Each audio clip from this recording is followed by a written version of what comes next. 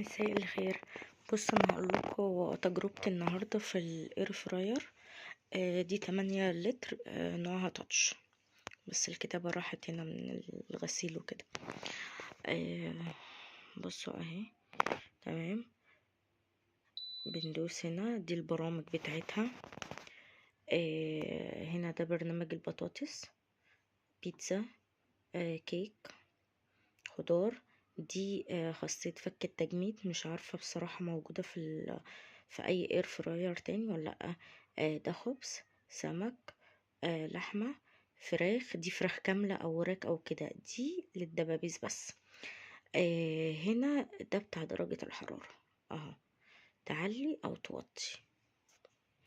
والناحية دي دي بتاعت الوقت، لو عايزة تزودي في المدة او تقللي.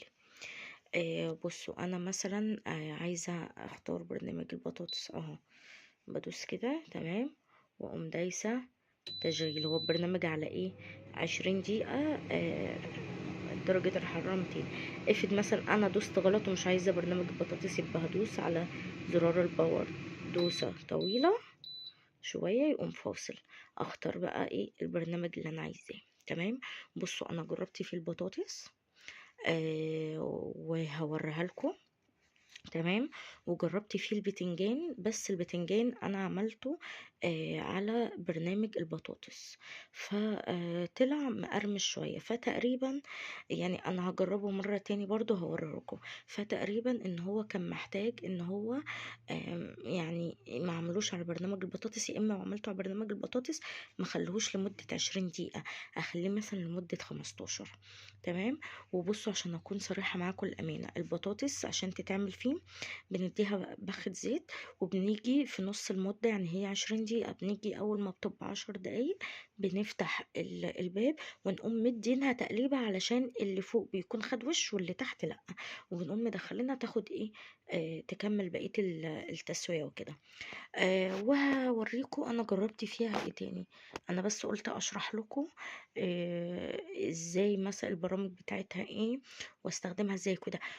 وللامانه كمان انا استخدمت فيها القرنبيط، قلت اجرب، بس تقريبا كنت المفروض اعمله على برنامج البطاطس، لان انا عملته على برنامج الخضار، وتقريبا برنامج الخضار ده اللي هو الخضار يطلع مسلوق. فجربت على برنامج الخضار، طلع مقرمش وحلو وكل حاجة، بس كان الكفر بتاعه من بره مش واخد لون اللي هو لون الآلية في الزيت، كان لونه لون الكفر أبيض اللي هو لون الدقيق. ودي تجربتي في الاير فراير.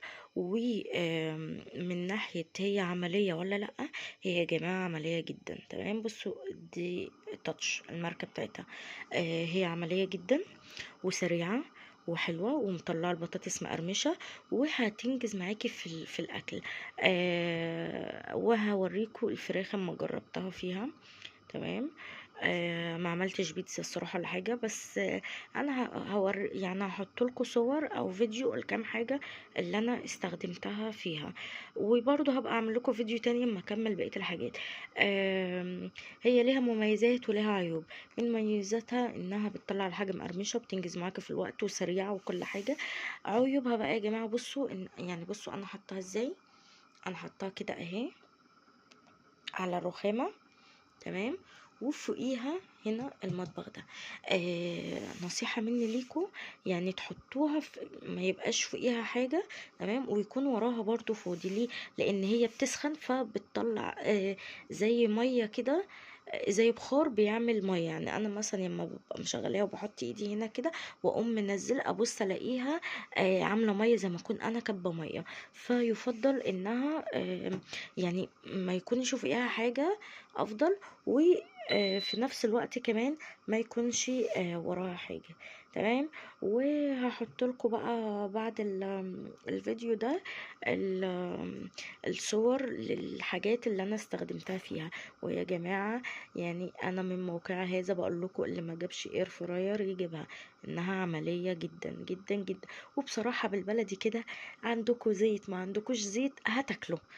يعني انا واحده من الناس لما كان الزيت يخلص عندي وما اخدش بالي انه خلص واجي اعمل اكل، اقف احتاس ما اعرفش اعمل اي حاجه إلا لما اروح اجيب الزيت واجي. لكن في الاير فراير هتعملي وانتي مطمنه.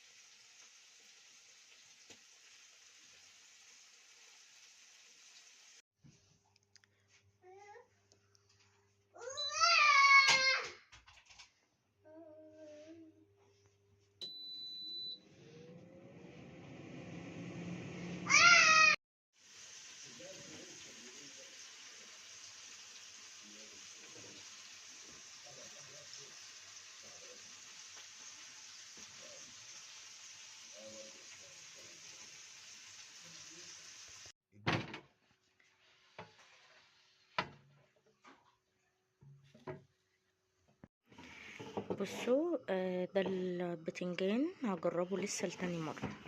تمام. ف هعمله على برنامج البطاطس، بس هنقلله، هنخليه على 15. تمام. ونقوم دايسين تشغيل.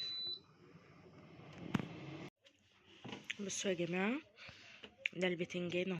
تمام. في نص التسليبه لان الجنب ده خش لسه الجنب التاني. بصوا يا جماعة، ده شكل البتنجان. تمام. بعد ما طلع ده كده البتنجان ده معمول في الاير فراير. هحط لكم بقى بعد الفيديو ده صورة البتنجان، يعني ده تاني مرة اعمل فيها بتنجان. هحط لكم بعد الفيديو ده صورة البتنجان اللي اول مرة عملته، هوريكم كان طالع عامل ازاي. الصراحة كان طالع محتاج درجة الحرارة تقل شوية، انه كان طالع مقرمش شوية، يعني مش مقرمش شوية، كان اطرافه محروقة. فده كده اهو طلع الصراحة مظبوط وحلو.